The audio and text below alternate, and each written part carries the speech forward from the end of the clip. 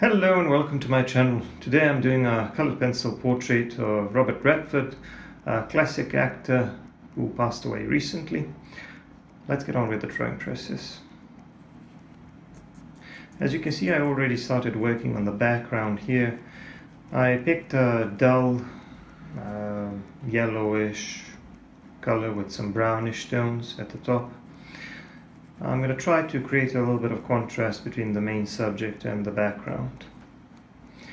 The surface I'm working on is sandpaper. It's a 1000 grit sandpaper. The size is around 5 by 9 inches, 9 inches in height. So it's a slightly smaller portrait. I've already done a series of portraits, mostly of actors, on this format, and I'm continuing with that series now.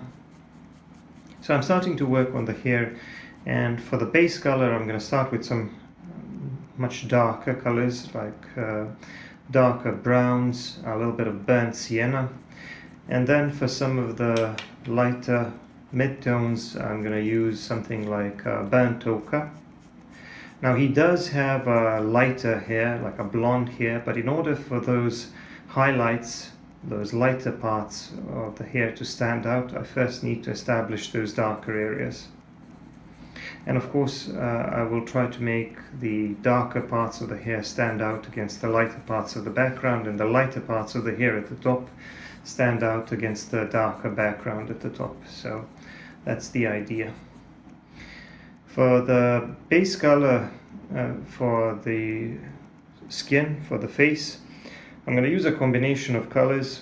I lay down a little bit of burnt ochre first, which is a little bit unusual, but I see some warmer tones in the reference, so I'm going to go with that. And then on top of that I applied a little bit of salmon and some light beige red for the lighter areas which are more exposed to the light source. The reference photo will be in the description as usual, and you'll have the opportunity to compare how well I did my portrait and maybe attempt to draw the thing yourself. Now the colored pencils I'm using are the Polychromos, Faber Castell Polychromos colored pencils. People often ask me about the brand. I don't think it's the brand of the colored pencils that matters much here. I think that the surface is more important because it allows me to put in multiple layers and to work both from light to dark and dark to light. So as you can see, first I lay down a darker layer, and then I can easily work on top of that with a lighter pencil.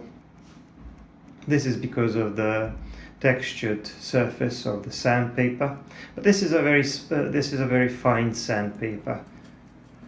If you don't feel comfortable working on sandpaper, and by the way, you can buy these sheets of sandpaper in any hardware store. If you don't feel comfortable working on that and you want to go with something more expensive, of artist quality, I would suggest something like pastel matte or UArt. UArt is closer to sandpaper in the way that it feels, but I feel like because of the grain, because of the grit, it's more suitable for pastel rather than colored pencil. Pastel matte, on the other hand, will probably work better with colored pencil. Anyway, I'm continuing to work on the hair, and the hair is quite a bit darker in some places, so I'm even using a little bit of dark brown and some black colored pencil for some of those darker areas, especially around the parting. And then on top of that I'm applying a little bit of this burnt ochre, which is like a yellowish brown, I suppose. And well, it's not exactly yellowish, it has a little bit of a reddish component to it. And I'm also using burnt sienna, so dark brown, like a walnut brown, a little bit of black for the darkest areas, then a little bit of burnt sienna and a bit of burnt ochre. And now the color of the hair looks kind of brown, or maybe reddish brown. but it's not going to stay like that, because like I said, I will draw some lighter details on top. He does have blonde hair, but we'll get to that gradually. First I'm applying a little bit of light beige and a little bit more of the burnt ochre, and then I'm going in with the lightest pencil I'm going to use for the hair, and that's going to be the ivory colored pencil. The ivory colored pencil is very close to white, but it's kind of like a yellowish off-white color. I'm going to use it for some of these lighter segments and lighter strands of his hair. And the thing is that because it's influenced by the layers underneath, it's starting to look a little bit dull. I need it to look a bit more yellowish, so I'm going to use another trick here because the surface allows me to do that. I'm going to go over that gently with a little bit of burnt ochre and give it more of a yellowish tone, like a warm yellowish tone. That's it for now for this part of the hair. Now moving on to the face and starting to work on the eyes. This is a part of the process that requires a little bit more precision, and one of the things that I always find a little bit challenging when working on this surface, in spite of its advantages, is that when I'm doing portraits, it just feels more natural for me to work from light to dark first. But the thing is that here, because I already have that fairly dark background color of the paper, it feels like I'm kind of working from dark to light, and that can be a little bit confusing. So I will go in now and put in some of the mid-tones, try to achieve a realistic looking skin tone. There are also parts of the eyebrows which are kind of challenging, because this is a little bit difficult to tell in the reference photo, but it's difficult to say where the hair of the eyebrow itself ends and where the shadow that it's casting begins. So these two things are almost merging into a single darker shape. Maybe I can just sort of ignore that and draw that darker shape, but maybe that won't be enough. Maybe I'll need to define it a little bit better. So this is going to be a fairly detailed portrait, so and a fairly realistic one too, so it's not going to be that easy. I'm going to have to try to flesh out even some of the smaller details. The reference photo I picked is kind of a three-quarter type of portrait, so he's turning a little bit to one side. That should make it maybe a little bit easier to explain the topography of the face to the viewer, although that doesn't necessarily always have to be the case. I find these detailed portraits on sandpaper are always a little bit challenging for me. Some of them turn out a little bit better than others. I think ultimately you'll be the judge on how well I captured the likeness and how well it turned out. It's going to be a slightly longer process because portraits themselves are a little bit more challenging, and they take a little bit more, they need a little bit more attention and focus than maybe landscapes, which is why I find landscapes a lot more relaxing to do. Moving on to the other eye. And the interesting thing about the eyes here, and you'll see that in the reference as well, is that they look fairly dark because of the lighting probably, but he does have blue eyes.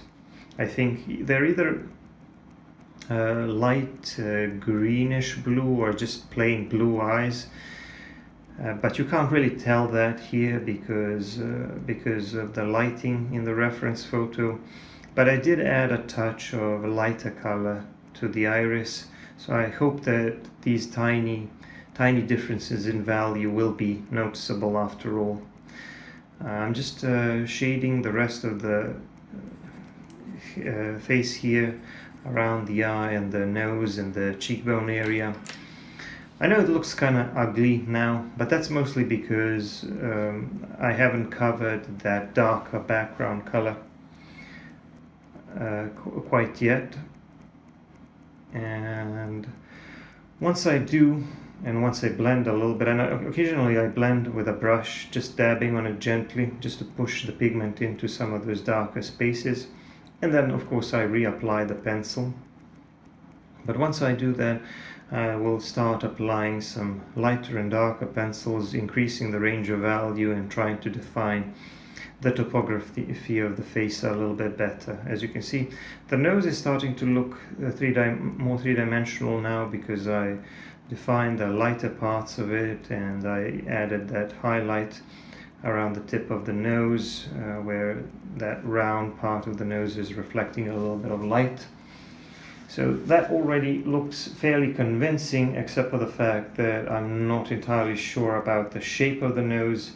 If that needs to be modified, I'm going to do that a little bit later. Another thing that you'll notice is that occasionally I'm going in with this lightest ivory colored pencil, even on some parts of the face, to make some parts of the face much lighter, to increase the range of value and make the face look more three-dimensional.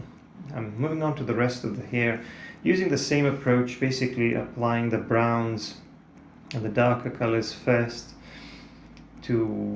Basically I'm working from dark to light when it comes to the hair, because it just feels more natural to work this way, because the lighter strands and the lighter segments of hair which are sitting on top, they need to be of lighter value, so it feels only natural to do the darker hair first and then draw all of those lighter hairs on top a little bit later.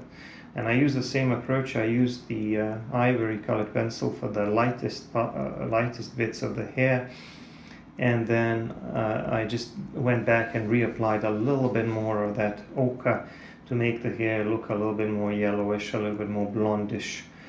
But this is pretty much as light as I'm going to make it. I've already achieved a decent amount of contrast, and I think the viewer gets the rough idea about the color of the subjects here.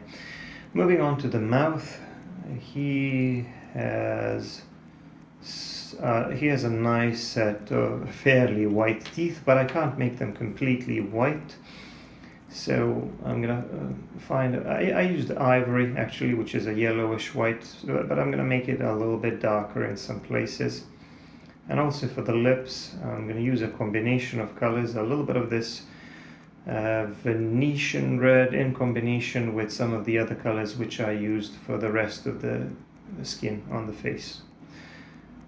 And again, as I'm covering this darker area of the paper, things get a little bit ugly, but as I fill that in with the appropriate colors, it will start to look better. But another problem here will be that as I'm doing this, some of the shapes will need to be defined a little bit better.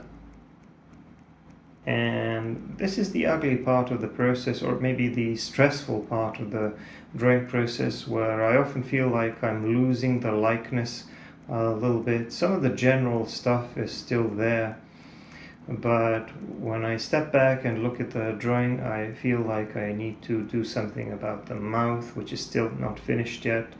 I also need to do something about the nose, which doesn't have exactly the shape that it does in the reference.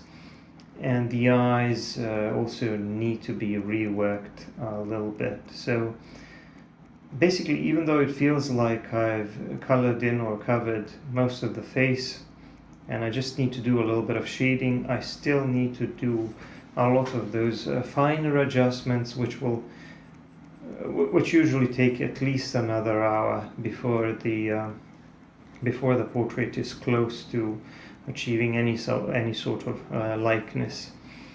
Now, for some of the darker details or the shadow areas on the face, I'm throwing in a little bit of that red violet, which is like a dark violet color.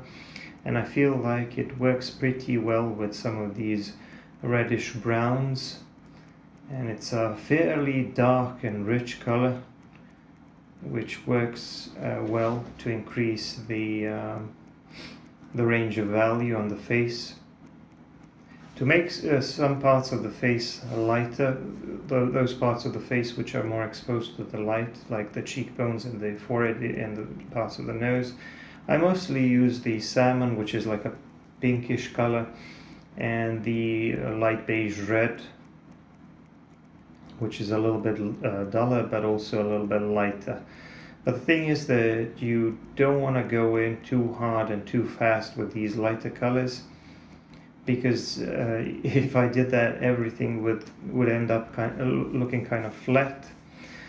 So I'm trying to build up both the darker values and the lighter values, kind of gradually taking my time and just making the necessary adjustments as I go along.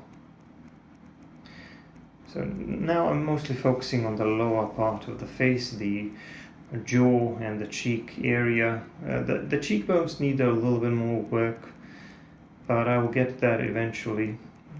I'm just doing a little bit more of the neck as well, because that'll help me define the jawline once I have the neck as well. And I'm going to use a similar combination of colors, maybe a little bit darker, because much of the neck is in the shadow that is being cast from that jaw area. He does have a massive masculine jaw, and of course the most appealing, the most interesting thing about him was always his hair. I read somewhere that some people actually voted that he was the person or the actor with the best hair ever. I don't know about that, but he did have nice hair.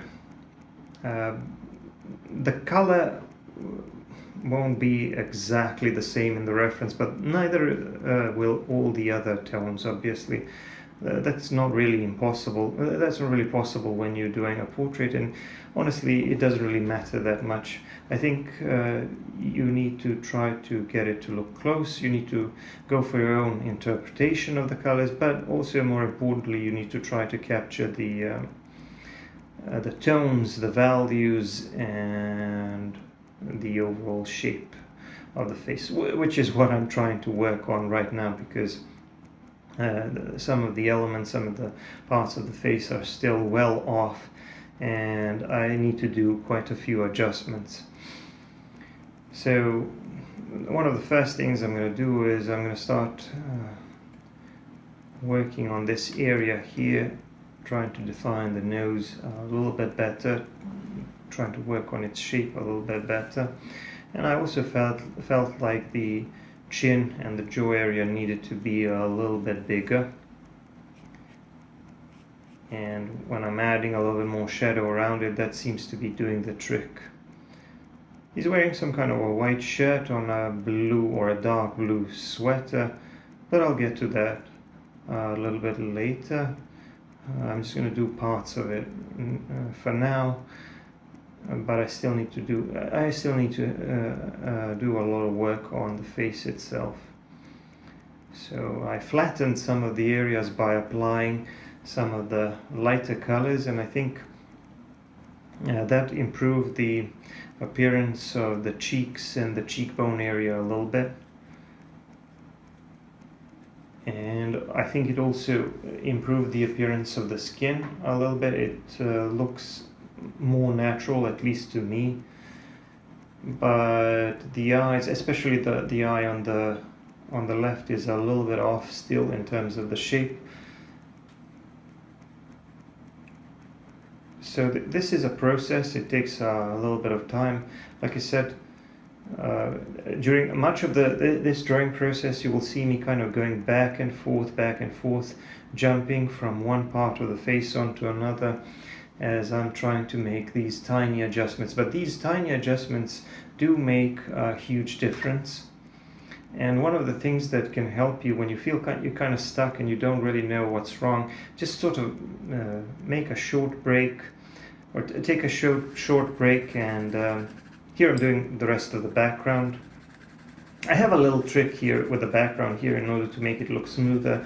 I actually apply a little bit of the pastel first for some of the base color and to overcome the darker background color of the sandpaper, and then I go on top of that with some colored pencils. That makes it a little bit easier to blend and makes the background a little bit smoother. Anyway, what was I talking about? I was talking about working on the face. So I'm making these tiny adjustments, and one of the things that helps me is to take a break and to maybe try to take a photo of my drawing and then compare it next to the reference photo to see some of the larger stuff that may be off. Also, it helps to take a few steps back, look at it from a distance, or look at it in a mirror to see for any inaccuracies or asymmetry or anything like that. And when you look at a drawing at a distance, that will usually help you just spot some of the larger stuff that you may be missing. Because when you're too close to the portrait all of the time, which is often the case when I'm recording, because I'm recording top down and my face is kind of close to the portrait, which is not that great when drawing portraits. You kind of need to move away a little bit. So it helps to move away a little bit, and that can help you spot some of the larger relationships when it comes to different parts of the face. Anyway, I think I brought the face to look much closer to what it's supposed to look like, and now I'm taking a short break from working on the face now that I'm 98% happy with the way that it looks, and I'm going to do some more work on his clothes, on the color of his shirt, which is mostly going to be white except for the part of the color where there is a little bit of shadow, because the head is casting a shadow onto that left side of the shoulder area. And I'm adding a little bit of black to that darker blue, just to modify the color a little bit, but also to define some of the shadow areas, and maybe to add a little bit of texture to that sweater. The blue that I used was the Prussian blue, I think. It's a nice dark blue color, but I felt like it wasn't enough, so I added some black to it, and this is a lot closer to what I wanted it to be. I'm still making some of the smaller adjustments to the face, and I am adding some more detail to the neck area as well, because I sort of just blocked it in with the appropriate colors and values, but I didn't work on any of the details on the throat area and didn't define any of the neck muscles. Now I'm doing all of that and adding a little bit of texture to it, adding a few wrinkles here and there, and that part of the portrait is pretty much done. As you can see, every now and then I just go back and make some more adjustments on the face, kind of fidgeting with it. Overall, if you're wondering how much time this type of portrait takes, and it's a smaller sized portrait, mind you, but because it's fairly detailed and because it's in color and because it's not easy, it takes about a couple of hours. It takes at least 2 hours to do a portrait like this. Now, if it were black and white, I feel like it would be a lot easier or faster on a smaller portrait or smaller size like this. I made some tiny adjustments around the shape of the eyes, and sometimes just a flick of the pencil at the right place can make a huge difference. I'm just doing the same thing with the lower eyelids and the lower eyelashes, and I feel like these final touches sort of did the trick. And now I can just finish the portrait by doing the rest of this collar and finishing the work on his clothes. The background is also pretty much finished too. I hope you like my choice of colors and the choice of the color for the background. I'm going to put my signature here at the bottom using the lighter ivory pencil. And now the portrait is done. Don't forget to check out my other videos and let me know what you think about this one. And if you want to see more content and longer videos, check out my Patreon. Bye bye.